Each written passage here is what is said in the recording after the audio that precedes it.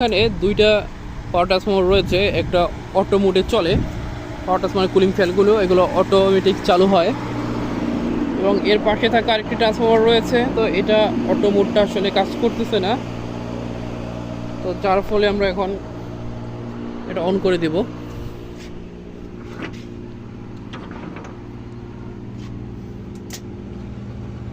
এই দেখুন এখন কিন্তু অটো মোড দেওয়া আছে, কিন্তু এখানে কিন্তু এটা ফ্যানগুলো চলতেছে না। এই যে ফ্যানগুলো চলতেছে না।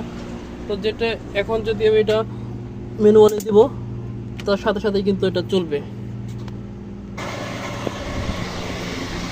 এই যে দেখুন, যখন ম্যানুয়ালে দিয়েছি তখন কিন্তু অটোমেটিক এটা এখন চলতেছে, অথচ এটা কিন্তু অটো মোডে চলার কথা।